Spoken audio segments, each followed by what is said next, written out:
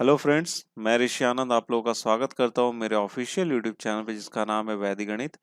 तो दोस्तों ये quantitative aptitude bye Arun Sharma solution series second है।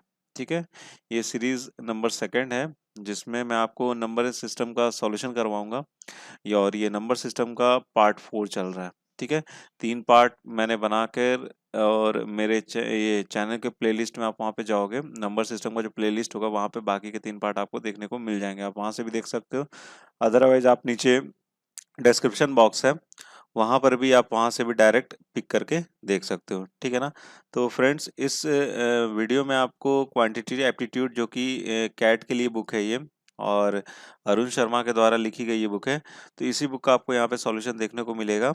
और इसमें मैं आपको 10 क्वेश्चंस के सॉल्यूशन करवाने वाला हूँ। ठीक है, फर्दर जो 10 क्वेश्चन होंगे, जो 3 पार्ट में जितने क्वेश्चन करा रखे हैं उसके बाद के जो 10 क्वेश्चन होंगे ना, उन 10 क्वेश्चन के यहाँ पे आपको सॉल्यूशन देखने को मिलने वाले हैं। ठीक है, तो क्वेश्चंस अच्छे अच्छे हैं। ठीक है, सिंपल से ही है, ज़्यादा टिपिकल नहीं है।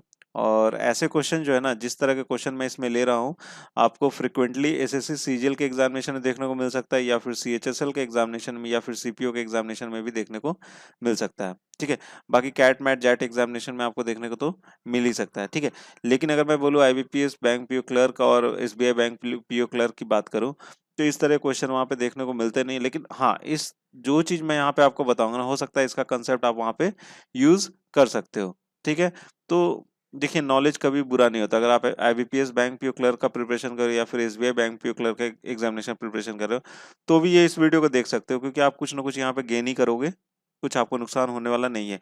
कब कौन सा नॉलेज कहाँ पे काम आ जाए ये बताना मुश्किल है, इसलिए जहां से जितना नॉलेज मिले आप वहां से गेन करते चलो। ठीक है, ऐसा नहीं बोल रहा हूँ कि सिर्फ आप मेरे ही चैनल से अपना ज्ञान को अर्जित करो, ऐसा नहीं है, और भी चैनल है वहां से भी देख सकते हो। ठीक है ना। तो लेकिन जो मैं ज्ञान दे रहा हूँ, हो सकता है वैसा ज्ञान कोई ना दे। ठीक है, जो मैं बता रहा हूँ आपको वैसा कोई ना बताए, इसलिए इस चैनल को भी देखिए। ठीक है, और अपने दोस्तों के साथ भी शेयर जरूर कीजिए। ठीक है, और अगर पसंद आता है तो इसे यार लाइक भी जरूर करना। ठीक है, जैसे कि अभी लेवल 1 ही चल रहा है। ठीक है, जो डिफिकल्टी ऑफ लेवल है ना, वो क्या आपको 1 ही है, और जब 1 खत्म होगा तो हमारा 2 स्टार्ट होगा। ठीक है, अभी 1 ही चल रहा है। तो दोस्तों आपको इस वीडियो का अगर पीडीएफ फॉर्मेट अगर चाहिए होगा, ठीक है, जैसे कि फ्यूचर रेफरेंस के लिए आप रख सकते हो, तो उसके लिए आप नीचे डिस्क्रिप्शन बॉक्स में उसका लिंक मिल जाएगा, आप वहां से भी डाउनलोड कर सकते हो। अदरवाइज आप मेरे टेलीग्राम चैनल पे मेरे साथ जुड़ जाओ। ठीक है, टेलीग्राम चैनल पे आप मेरे साथ अगर जुड़ जाओगे तो वहाँ पे आपको इस वीडियो का नोटिफिकेशन मिल जाएगा, साथ ही साथ आप वहाँ से पीडीएफ फॉर्मेट को भी डाउनलोड कर सकते हो। वहाँ पे भी आपको पीडीएफ फॉर्मेट प्रोवाइड हो जाता है। ठीक है, वहाँ पे भी लिंक मिल जाता है, तो वहाँ से भी आप डाउनलोड करके रख सकते हो। ठीक है, इन फ्यूचर आपको काम आ सकता है, जब भी आप वो करोगे, क्या बोलते हैं, रिवाइज करते रहोगे, अगर देखना चाहते हो तो आप देख सकते हो, तो वहाँ से भी आप रख सकते हो। ठीक है, मैं तो यही बोलूंगा, डाउनलोड करके रख लो, कब किसकी कहाँ जरूरत पड़ जाए बताना मुश्किल है। ठीक है ना। तो चलिए दोस्तों, जैसे मैंने आपको बताया, यहाँ पे 10 क्वेश्चंस के सॉल्यूशन आपको देखने को मिलेंगे। तो चलिए देख लेते हैं 10 क्वेश्चंस कौन कौन से हैं, एक एक करके क्वेश्चन लेते हैं और उनका सॉल्यूशन देखते हैं।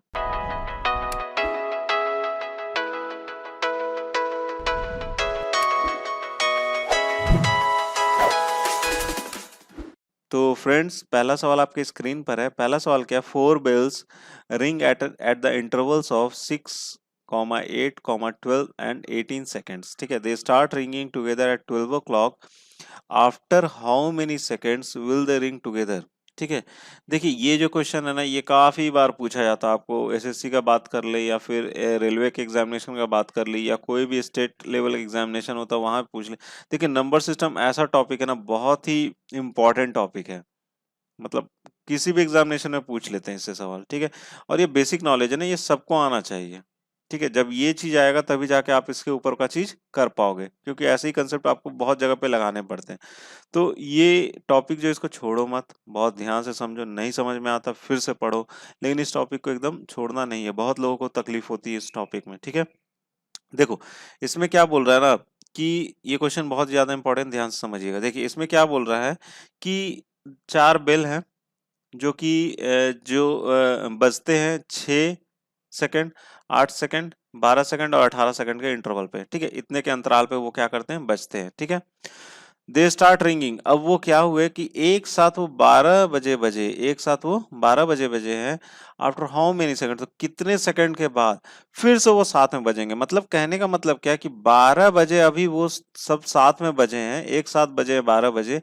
अब इसके बाद वो कितने बजे एक साथ फिर से बजेंगे। अगर 6 सेकंड, 8 सेकंड, 12 सेकंड और 18 सेकंड के अंतराल पे वो बजते हैं तो मतलब जो पहला बेल है वो 6 सेकंड के अंतराल पे बजेगा, दूसरा जो बेल है वो 8 सेकंड के अंतराल पे बजेगा, तीसरा जो बेल है वो 12 सेकंड के अंतराल पे बजेगा, और जो चौथा बेल है ना वो 18 सेकंड के अंतराल पे बजेगा। ठीक है। अब ये चारों बेल साथ में कब बजे, 12 क्लॉक में बचे, 12 बजे बजे। अब इसके बाद वो कब बजेंगे ये चीज पूछा जा रहा है। देखो, जब भी यहाँ आगे जाने की बात होती है, जब भी यहाँ आगे जाने की बात होती है तो एक चीज इसको दिमाग में समझ लो कि हो सकता है कि आपको समझ में ना आए, लेकिन इसमें ये चीज ऐसे समझ लो कि जब भी हमें आगे जाने की बात होती है, आगे हम कुछ ज्यादा जानना चाहते हैं, मतलब 12 बजे के बाद का बोला जा रहा है। ठीक है। 12 बजे के बाद का बोला जा रहा है कि 12 बजे वो साथ में बज गए, अब इसके बाद कब साथ में बजेंगे। तो ऐसे केस में हम लोग को क्या करना चाहिए, एलसीएम निकालना चाहिए। जो भी दिया हुआ है ना उसका क्या निकालना चाहिए, एलसीएम निकालना चाहिए। ठीक है। तो एलसीएम आप कैलकुलेट करोगे तो इसका उत्तर आ जाएगा। तो अब इसका एलसीएम किस किस चीज का निकालना, एक तो हमारे पास 6 दिया हुआ है, दूसरा कौन सा आपको 8 दिया हुआ, तीसरा कौन सा दिया हुआ 12 दिया हुआ, चौथा कौन सा आपको 18 दिया हुआ। तो सबके तेरे कुछ कुछ लोग सीढ़ी बना के निकालते हैं, कुछ लोग प्राइम फैक्टर करके निकालते हैं, तो मैं तो प्राइम फैक्टर ही करके निकालता हूँ। तो एक काम कर सकते हैं कि 6 का क्या हो जाएगा, प्राइम फैक्टर 2 इंटू 3 हो जाएगा। ठीक है। इसका क्या लिख सकते हैं हम लोग, 2 का क्यूब लिख सकते हैं। इसको क्या लिख सकते हैं, 4 3 से 12 होता तो ऐसे लिख सकते हैं 2 का स्क्वायर इंटू 3। और ये क्या 9 दूनी 18 होता तो 2 इंटू कितना हो जाएगा, 3 का स्क्वायर। हो गया ना, क्लियर है यहाँ तक। ठीक है। अब इनका हमको एलसीएम निकालना, इन चारों का हमको क्या निकालना है, एलसीएम निकालना। तो जो जो अंक लिखा हुआ है वो लिख दो यहाँ पे। 2 लिखा हुआ और हमको क्या दिख रहा है, आपको 3 दिख रहा है, यही दिख रहा है ना हमको। 2 का सबसे हाईएस्ट पावर कितना है, क्यूब है, दिख पा रहे होंगे हम लोग यहाँ पे, हाईएस्ट पावर क्यूब है। और 3 का हाईएस्ट पावर कितना है, 3 का हाईएस्ट पावर आपका है स्क्वायर है। ठीक है, स्क्वायर है। तो ये कितना हो जाएगा, 8 इंटू कितना लिखेंगे, 8 इंटू 9 लिखेंगे, हो जाएगा नॉट है, कितना हो जाएगा 72। तो 72 सेकंड के बाद ये सभी बेल फिर से एक साथ बजेंगे। ठीक है। After 72 seconds all the bells ring together. ठीक है, सारे बेल्स क्या करेंगे, साथ में ही बजेंगे। तो ए ऑप्शन क्या हो जाएगा, यहाँ से करेक्ट हो जाएगा। ठीक है। एक तो इस तरह से एलसीएम निकाल सकते हैं, मैंने एलसीएम आपको निकालने का हो सकता है और भी वीडियोस में तरीका बताया होगा। और दूसरा क्या तरीका ना, इसमें से जो आपको अंक दिख रहा है सबसे बड़ा, जिनको जैसे पहाड़ा याद होता है, टेबल जिनको याद होता है, वो इस तरीके से निकाल सकते हैं। इसमें से सबसे बड़ा कौन सा दिख रहा है हमको, तो भैया 18 दिख रहा है। अब 18 का मल्टीपल लेना शुरू कर दो। 18 का मल्टीपल 1 से लेंगे तो 18 ही होगा, 2 से लेते हैं, 2 से लिया तो कितना हो जाएगा, 18 दूना 36। अब जो 36 आया सबको उससे डिवाइड करो, तो भैया ये तो 6 से डिवाइड हो जाएगा, 12 से डिवाइड हो जाएगा, लेकिन 8 से डिवाइड नहीं हो पाएगा, तो इसका मतलब ये भी एलसीएम नहीं है। ठीक है। अब आ जाते हैं 18 इंटू 3 कर लेते हैं। ठीक है, 3 अट्ठे 24 हो गया, और कितना हो जाएगा, 54 हो जाएगा, हो जाएगा 54। 54 को डिवाइड करो, 6 से भी हो जा रहा है, इससे भी हो जा रहा है, 8 से हो जा रहा है, लेकिन भाई भाई साहब ये 12 से नहीं हो पाएगा, 12 से नहीं हो पाएगा। अच्छा, 8 से भी नहीं हो पाएगा। ठीक है, 8 से भी नहीं हो पाएगा। ठीक है, 12 और 8 से दोनों से नहीं हो पा रहा, तो ये भी नहीं होगा हमारा एलसीएम। अब कहाँ आ जाते हैं हम लोग, 8 इंटू 4 पे आ जाते हैं। तो 8 इंटू 4 पे आते, तो ये कितना आ जाता है आपको यहाँ पे, 72 आ गया। 72, 72 6 से भी डिवाइड होता है, 8 से भी डिवाइड होता है, और आपको इससे भी डिवाइड होता है, क्या बोलते हैं, 12 से भी डिवाइड होता है, और आपको 18 से तो खैर ले ही रहे उसका मल्टीपल। तो 72 क्या हो जाएगा आपका एलसीएम हो जाएगा। तो ऐसे करके आप दिमाग में भी निकाल सकते हो। ये वाला जो तरीका है ये आपको ज्यादातर यूज हो जाता है आपको टाइम एंड वर्क वाले, टाइम एंड वर्क का जो आप क्वेश्चन सॉल्व करोगे ना, तो ये वाला कंसेप्ट वहां पे ज्यादा यूज में ला सकते हैं। ठीक है। चलिए, यहाँ तक आपको समझ में आ गया होगा, कितना है, 72 हो गया। ठीक है ना, 72 हो गया। ठीक है। देखिए, अगला सवाल भी जो है ना वो 31, इससे जो पिछला सवाल था ना उसी से रिलेटेड है। यहाँ पर क्या बोल रहा है कि for question 31 find how many times will they ring together during the next 12 minutes. अब यहाँ पर क्या बोल रहा है ना कि पहला वाला पिछले ही क्वेश्चन को अगर हम लोग लेते हैं तो बोल क्या रहा है कि हाउ मेनी टाइम्स, कितने देर तक, बहुत ध्यान से समझिएगा इस क्वेश्चन को, कितने देर तक will they ring together during next 12 minute, अगले 12 मिनट तक वो कितने बार साथ में बजेंगे। समझ गए, फॉर हाउ मेनी टाइम्स, कितनी बार अगले 12 मिनट तक वो साथ में बजेंगे।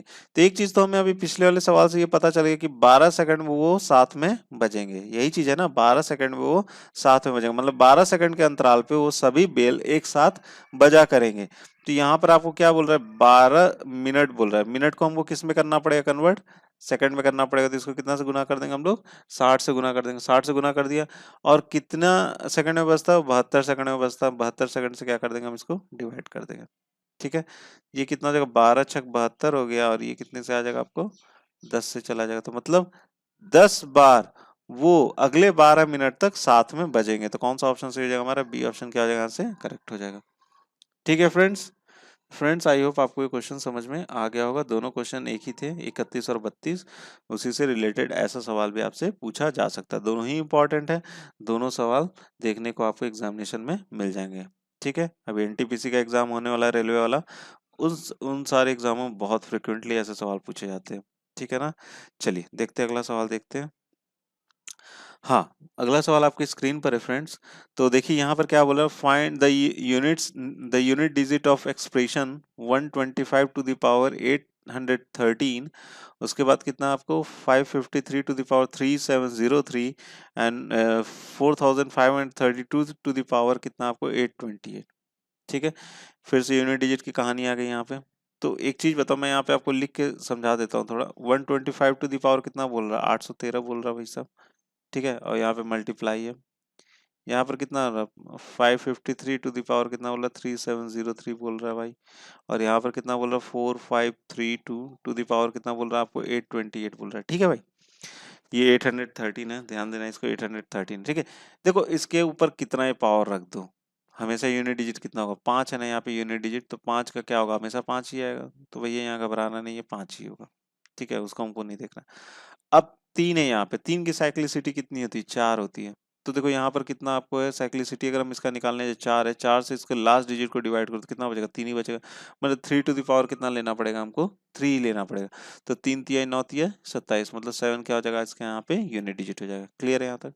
ठीक है, ये देखिए, ये आपका क्या होता है, आपको 4 से डिवाइड हो जाएगा। ये 8 जो लास्ट में बचा हुआ आपको, लास्ट के जो 2 डिजिट हैं आपको 4 से डिवाइड हो जाते हैं। मतलब हमको यहाँ पर क्या लेना पड़ेगा, 2 टू दी पावर हमेशा कितना लेना पड़ जाएगा आपको, 2 का पावर यहाँ पे कितना लेना पड़ेगा हमको, 4 ही लेना पड़ेगा। ठीक है, 2 का पावर कितना लेंगे हम लोग यहाँ पे, 4 ले लेंगे। क्लियर है, यही चीज लेंगे यहाँ पे। तो 5 हो गया, 7 हो गया, और यहाँ पर कितना हो जाएगा, 2 2 4, और 4 2 8, 8 दूनी 16, यहाँ पे 6 आ जाएगा, 6 हो जाएगा ना इसका यूनिट डिजिट। इसका यूनिट डिजिट कितना हो जाएगा, 6 हो जाएगा। ठीक है, अब देखिए, अब यहाँ पर आप देख के ही जवाब दे दोगे क्या होगा इसका यूनिट डिजिट। देखो इससे इसको गुना करने की जरूरत नहीं, 5 और 7 को गुना करने की जरूरत नहीं है, चेक करने की जरूरत नहीं। हम सीधा देखेंगे, 5 इंटू जब 6 करेंगे तो हमको कितना आता है, 5 छक 30 आता है। तो 5 छक 30 आएगा, तो 30 आएगा, तो यूनिट डिजिट कितना होगा, 0। 0 को 7 से गुना करेंगे तो क्या हो जाएगा, 0। मतलब इनको गुना करने पे कितना मिलेगा हमको, यूनिट डिजिट 0 ही मिलेगा। तो यहाँ से देख सकते हैं हमारा यूनिट डिजिट कितना हो जाएगा, सी हो जाएगा। ठीक है, अब देखिए ये तो मैंने आपको समझा दिया। अब देखो इस चीज को भी देख के कैसे सॉल्व करना है। इसको हटा दो, अभी इसको अभी हम नहीं सोचेंगे। अभी हम सोचेंगे, यहाँ पे सोचेंगे। यहाँ पे देख रहे हैं आपको 5 है, मुझे 5 दिख गया। अच्छा, 5 का पावर कितना, 813 है। अच्छा, कुछ भी हो पावर, हमको ये क्या देगा, हमको 5 ही देगा। हमको क्या देगा, यहाँ पे 5 ही देगा। ठीक है, अब हम यहाँ पे देखते हैं, यहाँ पर क्या देखते हैं, यहाँ पर देखते हैं 2 है। तो 2 का पावर कितना भी देगा तो 2 के मल्टीपल में ही आएगा। ठीक है, ध्यान समझिएगा इस चीज को, यही है नंबर सिस्टम का खेल। 2 का मल्टीपल में ही आएगा, जब भी आएगा 2 का मल्टीपल में आएगा, तो मतलब क्या होगा, यहाँ पे 2 तो भैया होना ही होना है। 2 तो यहाँ पे होना ही होना है। तो 5 दूना क्या हो जाएगा आपको, 10 हो जाएगा। 10 हो जाएगा तो यूनिट डिजिट कितना हो जाएगा, 0 हो जाएगा। तो मैं यहीं से बोल देता, देख के इस सवाल में बोल देता कि सी इज दी राइट ऑप्शन। ठीक है, समझ गए कैसे इस क्वेश्चन को सॉल्व करना आपको, परीक्षा में ऐसे ही सॉल्व करना है, इतना नहीं तामझाम करना है, इतना मैंने समझाने के लिए आपको किया है। ठीक है, आपने करना ये काम है। ठीक है, 0 क्या हो जाएगा, यहाँ पे यूनिट डिजिट हो जाएगा, और इसके बाद आप क्या कर जाओगे, आगे बढ़ जाओगे टिक लगा के। ठीक है ना, ये सब 2-2 सेकंड का क्वेश्चन है। ठीक है, चलिए अब अगला सवाल देखते हैं। हाँ तो दोस्तों, अगला सवाल आपके स्क्रीन पर है। यहाँ पर आपको कुछ चीजें मैं बताऊंगा, नया चीज बताऊंगा। एक तो यहाँ पर आपको बता दूं, यहाँ पर क्या बोल रहे हैं, which of the following is not a perfect square. ठीक है, यहाँ पर आपसे पूछ क्या रहा है, देखिए सवाल पहले समझ लेते हैं, फिर उसके बाद मैं आपको एक नया चीज यहाँ पे बताऊंगा। यहाँ पर आपसे बोल रहा है कि जो यहाँ पर आपको ऑप्शन दे रखे गए, आप देख रहे हो ए बी सी दे रखा गया, बाकी डी क्या आपको ऑल ऑफ दीज है। ठीक है, तो यहाँ पर आपसे बोल क्या रहा है कि इन सभी ऑप्शन में से कौन सा नंबर ऐसा है जो कि परफेक्ट स्क्वायर नहीं है, कौन सा ऐसा है जो कि परफेक्ट स्क्वायर नहीं है। समझ लिए सवाल को? ठीक है, समझ गए। अब देखो, यहां पर मैं आपको एक कॉन्सेप्ट बता रहा हूं।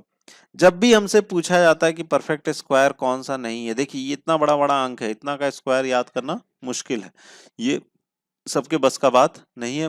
बस का क्या बात है, कोई याद ही नहीं कर सकता। ठीक है, आप छोटा छोटा आप याद कर लेते हो 3 डिजिट या 4 डिजिट का, इतने डिजिट का याद करना मुश्किल है। तो देखो, जब भी परफेक्ट स्क्वायर आपको निकालने के लिए बोला जाता है ना, परफेक्ट स्क्वायर निकालने के लिए बोला जाता है, तो एक चीज यहाँ पे निकालना, मैं आपको एक कंसेप्ट बता रहा हूँ, इसको याद रखना, आपको काम भी आएगा। ऐसे सवाल भी पूछे जाते हैं इस कंसेप्ट पे। ठीक है, तो यहाँ पर आपने निकालना क्या है, नंबर ऑफ फैक्टर्स। क्या निकालना आपको, नंबर ऑफ फैक्टर्स, या ये भी बोल के आता है आपका नंबर ऑफ डिवाइजर्स। दोनों एक ही चीज है, फैक्टर्स भी वही चीज है और डिवाइजर्स भी क्या है, वही चीज है। मतलब फैक्टर्स भी वही है जो आपको डिवाइड कर दे, डिवाइजर भी वही है जो आपको डिवाइड कर दे। ठीक है, क्लियर है ना?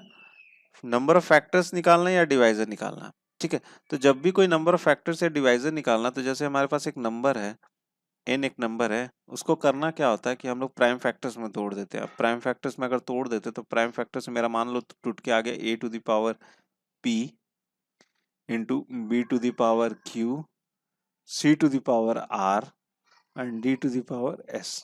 क्लियर है? हमने इसको प्राइम फैक्टर में, n हमारे पास एक नंबर था जिसको मैंने प्राइम फैक्टर में तोड़ दिया a b c और d में, जिसका पावर कितना कितना आ गया, p q r s आ गया। तो नंबर ऑफ फैक्टर्स कितने हो जाएंगे, number of factors, number of factors ही निकालना है या डिवाइजर निकालना है? तो नंबर ऑफ फैक्टर्स और डिवाइजर, n के नंबर ऑफ फैक्टर्स और डिवाइजर क्या हो जाएंगे आपको, p plus one, q plus one, r plus one और s प्लस वन। ठीक है, बस निकाल लो, जो भी आपका जवाब आएगा वही क्या हो जाएगा, नंबर ऑफ फैक्टर्स हो जाएंगे। ठीक है, यहाँ तक तो आप समझ गए होंगे। अब देखो, अब इसमें एक और नया चीज मैं आपको बताता हूँ। नया चीज ये बता रहा हूँ कि जब भी आप एक परफेक्ट स्क्वायर का, जब भी आप एक परफेक्ट स्क्वायर का, परफेक्ट स्क्वायर का, जब भी आप परफेक्ट स्क्वायर का निकालते हो नंबर ऑफ फैक्टर्स, तो इसके नंबर ऑफ फैक्टर्स जो है ना, नंबर ऑफ फैक्टर्स जो वो क्या आते हैं आपको, ऑड आते हैं, ऑड नंबर आते हैं। नंबर ऑफ फैक्टर्स क्या आते हैं आपको, ऑड आते हैं। ठीक है, और जब भी आप नॉन परफेक्ट स्क्वायर का, नॉन परफेक्ट स्क्वायर का जब भी आप निकालोगे, तो इसके नंबर ऑफ फैक्टर्स जो होते हैं ना, नंबर ऑफ फैक्टर्स जो होते हैं वो क्या होते हैं आपके, इवन होते हैं। क्या होते हैं आपको, इवन होते हैं। ठीक है, अब मैं आपको एग्जांपल देके समझा देता हूँ। जैसे अगर मैं बोलता हूँ कि 36 मेरा क्या परफेक्ट स्क्वायर है, तो अब इसको क्या करेंगे हम लोग, प्राइम फैक्टर्स में तोड़ेंगे। प्राइम फैक्टर्स में तोड़ेंगे तो क्या लिखेंगे, 2 का स्क्वायर इंटू क्या लिखेंगे, 3 का स्क्वायर लिखेंगे। लिख दिए, प्राइम फैक्टर्स हमारा टूट गया। अब देखो यहाँ पे कैसे निकालते, प्राइम फैक्टर्स में सबसे पहले हमने तोड़ दिया, फिर उसके बाद क्या बोल रहा है कि जो भी आपका पावर आ रहा है उसको जोड़ दो, प्लस वन कर दो, सबको गुना कर देना, 2 प्लस 1 कर दिए। 3 3 कितना आ जाएगा आपको, 9। तो ये क्या है आपका, ऑड आया है। ये क्या है आपका, ऑड आया है। सबका क्या है, ऑड है। ठीक है, अब ऐसे ही अगर मैं एक और लेता हूँ एग्जांपल में, 24 24 क्या आपको नॉन परफेक्ट स्क्वायर है, ये स्क्वायर है ही नहीं, परफेक्ट स्क्वायर नहीं है। तो इसका भी हम लोग चलो चेक करके देख लेते हैं। इसको क्या करेंगे, 8 से 24 हो तो हम यहाँ पे लिख सकते हैं 2 का क्यूब इंटू 3, लिख लिया। इसका पावर कितना, 1 है। अब इसको आगे करते तो कितना लिखेंगे, 3 प्लस 1 लिख लिया, और यहाँ पे क्या लिख लेंगे, 1 प्लस 1 लिख लेंगे। तो कितना, 3 1 4 हो गया, 2 हो गया, 4 दूनी कितना हो जाएगा, 8। ये क्या हो गया आपको, इवन। ठीक है, तो इसमें आप देख सकते हो कि यहाँ पर ये क्या हो गया, आपको इवन आ रहा है। जब भी नॉन परफेक्ट स्क्वायर है तो इवन आ रहा है नंबर ऑफ फैक्टर्स, और जब भी हम लोग परफेक्ट स्क्वायर का देख रहे हैं तो वहां पे क्या आ रहा है, आपको ऑड आ रहा है।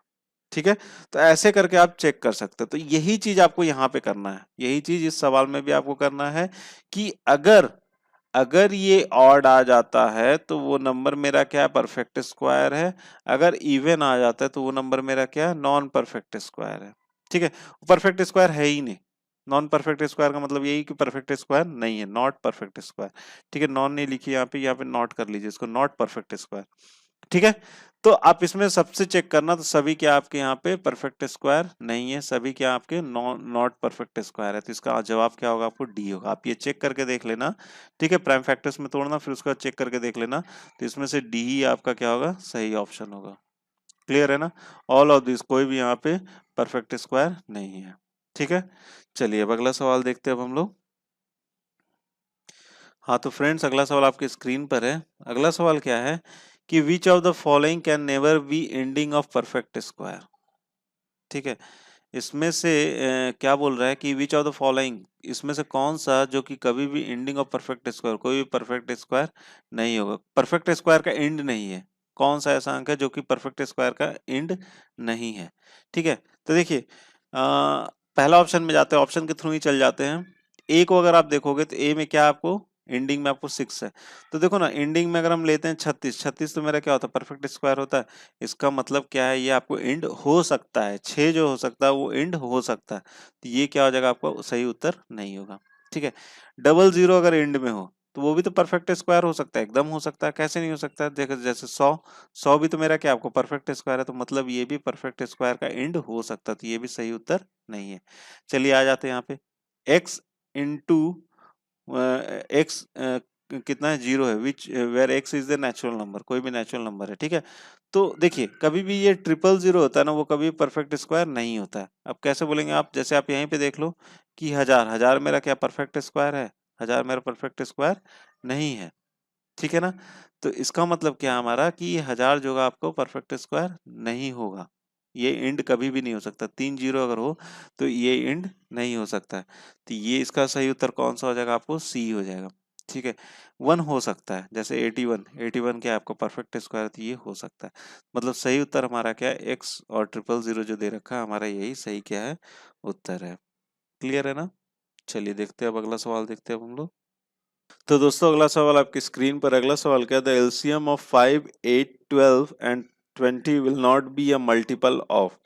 देखिए ये भी अच्छा सवाल है, ये ऐसे सवाल भी पूछे जाते हैं। बोलता है कि जो 5, 8, 12 और 20 है, इनका जब हम एलसीएम निकालेंगे तो इनमें से कौन से ऐसे, इन चारों नंबर में से कौन से ऐसे नंबर है जिनका मल्टीपल वो नहीं होगा। जो एलसीएम हम निकालेंगे 5, 8, 12 और 20 का, तो इन चारों का जब एलसीएम निकालेंगे तो इन चारों ऑप्शन में से कौन से उसके मल्टीपल नहीं हो सकते।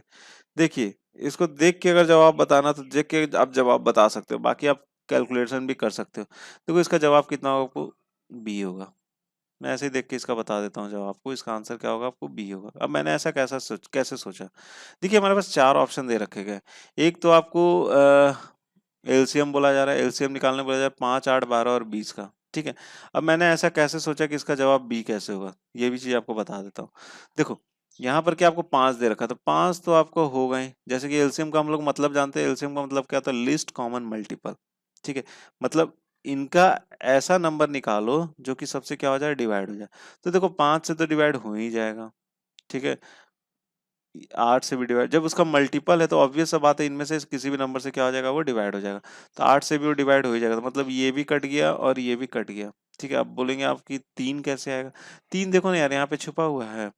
12 में क्या हुआ, 4 थी या 12 होता है ना, 3 तो यहाँ पे छुपा था, मतलब 3 भी क्या होगा हमारा, नहीं होगा। ठीक है, तो इसका मतलब 9 ही क्या होगा हमारे यहाँ पे सही उत्तर होगा।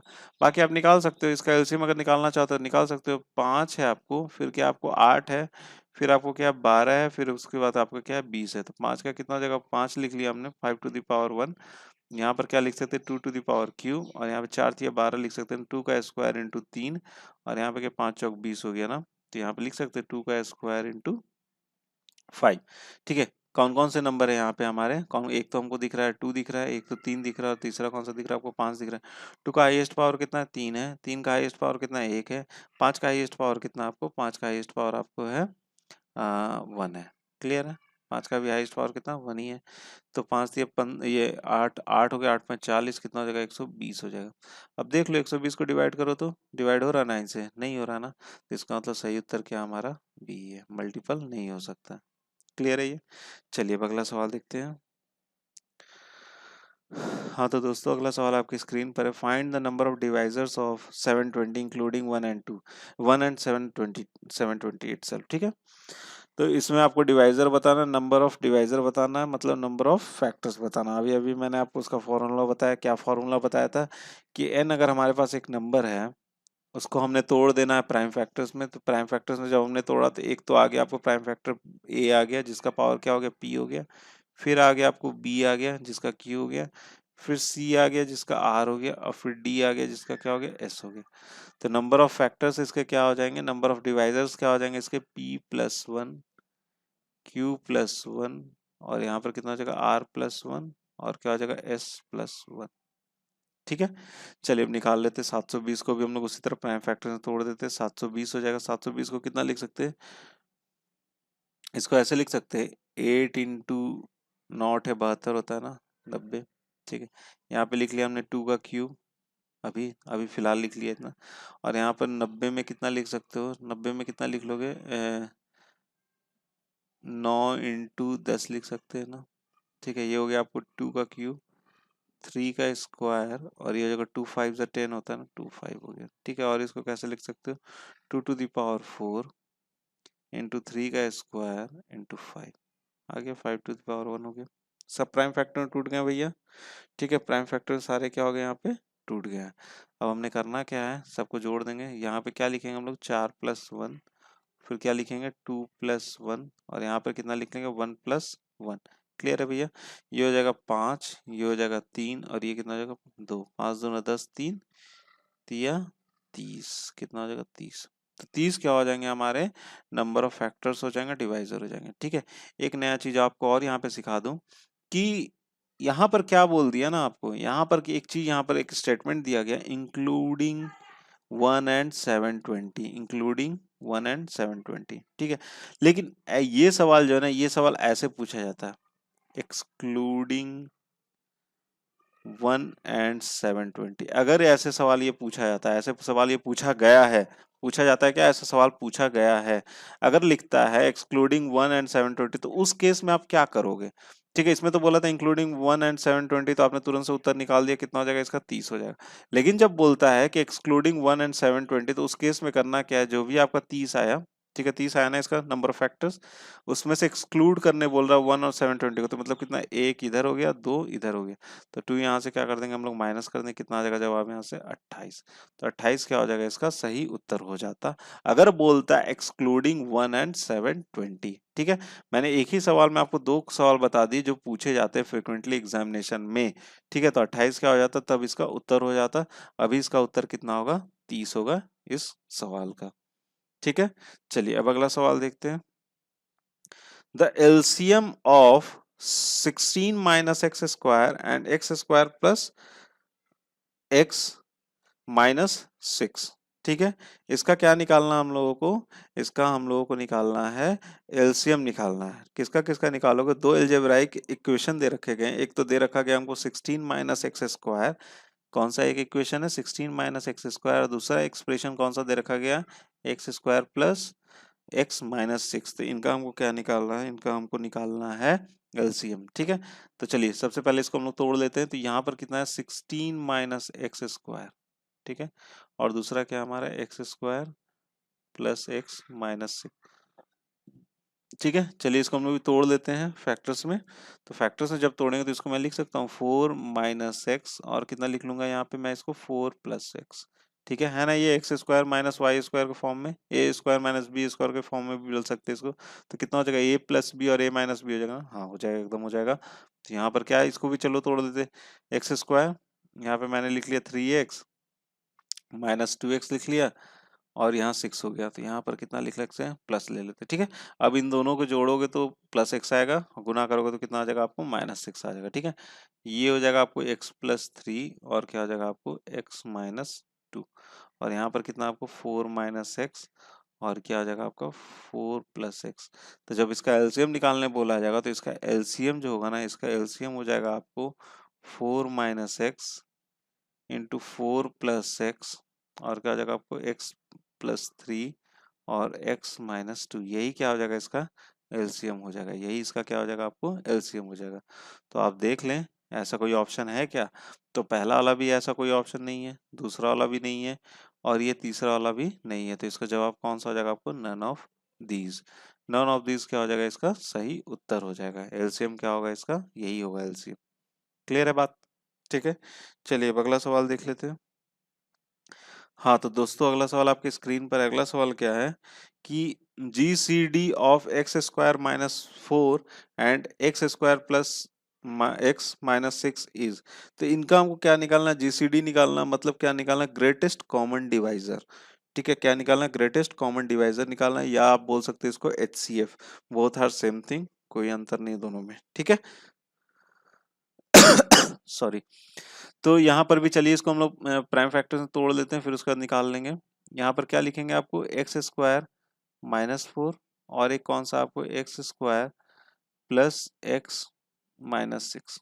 ठीक है, यहाँ पर इसको ऐसे तोड़ के लिख सकते हैं एक्स माइनस 2 और क्या लिख लेंगे एक्स प्लस 2। ठीक है, इसको भी चलिए तोड़ देते हैं, ये हो जाएगा x square minus 3x minus 2x minus 6, इसको प्लस ले लेंगे, आगे हमारा पिछले वाले जैसा ही था x प्लस 3 और यहाँ पर क्या हो जाएगा आपको x माइनस 2। ठीक है, अब इन दोनों में देख लीजिए कॉमन कौन सा है, तो कॉमन हमको यही नजर आ रहा है, एक तो आ रहा है x माइनस 2 इसमें और इसमें कौन सा आ रहा है x माइनस 2, तो हमारा इन दोनों का जीसीडी कितना हो जाएगा, इन दोनों का GCD x minus 2, x minus 2 क्या हो जाएगा, इनका जीसीडी हो जाएगा। तो देख लो कौन सा ऑप्शन सही है, तो हमारा बी ऑप्शन क्या है यहाँ से करेक्ट है, तो बी क्या हो जाएगा, इसका सही उत्तर हो जाएगा। ठीक है फ्रेंड्स, चलिए अब अगला सवाल देखते हैं। तो दोस्तों ये इस वीडियो का अंतिम सवाल है। तो सवाल क्या है, the number a is not divisible by 3, which of the following will not be divisible by 3। ठीक है, देखिए बहुत अच्छा सवाल है ये, देखो थोड़ा सा कंसेप्चुअल है बहुत ही सिंपल सवाल।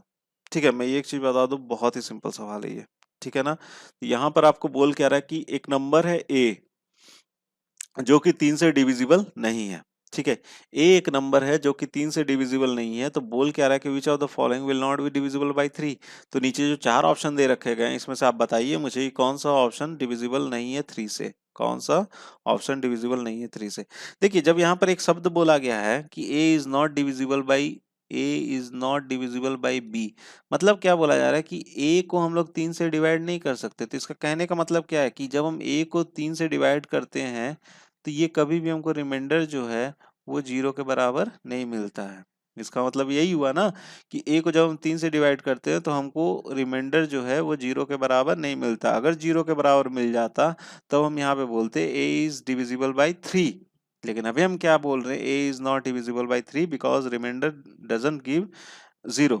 ठीक है, जब भी हम डिवाइड करेंगे तो remainder is not equal to 0। ठीक है, अब बोल रहा है कि इसमें से कौन सा ऐसा है अंक जो कि डिविजिबल से 3 से डिविजिबल नहीं है। तो देखो ना, पहला ऑप्शन उठा के देखते हैं, तो 9 इंटू ए, अगर मेरे पास दे रखा है 9 इंटू ए, अगर इसको हम 3 से डिवाइड करते हैं तो 3 से ए को तो नहीं कर सकते, नहीं 3 से 9 को तो कर सकते हैं ना, मतलब ये सही उत्तर नहीं है, ये हमारा सही उत्तर नहीं है।